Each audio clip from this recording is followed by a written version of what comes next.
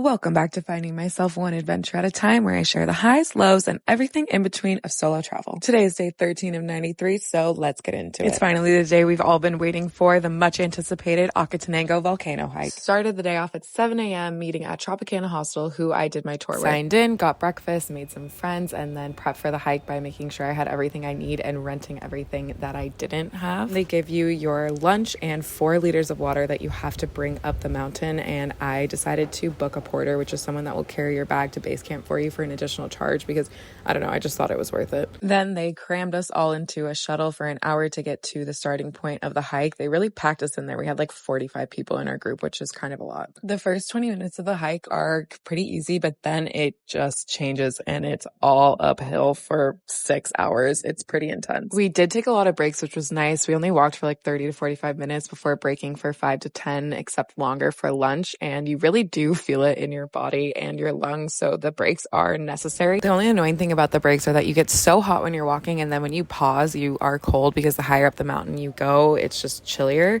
and then once you get to the top it's just freezing all night long. So I did kind of struggle a little bit with the temperature changes, but then you finally get to base camp and you're greeted with this incredible view and you're like, wow, it was so worth it. We got there basically right before sunset, settled into our cabins, and then we're handed the best cup of noodles I've ever had in my life, probably just because I worked up an appetite. We were given the option to hike to Fuego, which is where the actual eruptions occur, for an additional cost and like an extra 5-hour hike. But the views were so incredible from our base camp. I think Tropicana is one of the only ones on that side of the mountain that I was just like, I don't really feel the need to do this, and I want to enjoy the sunset and vibe. I didn't have any FOMO as we roasted marshmallows, had dinner, and sat by the fire and just watched the volcano erupt. It was amazing. It was so hard to peel myself from the eruptions, but I did have to go to bed early because I wanted to do the sunrise hike that started at 4:30 in the morning. I actually almost got left behind and was scrambling up the hill running after people, but it turns out we were following a local group of Guatemalans and not our actual tour guides, and they had to find us halfway up the mountain.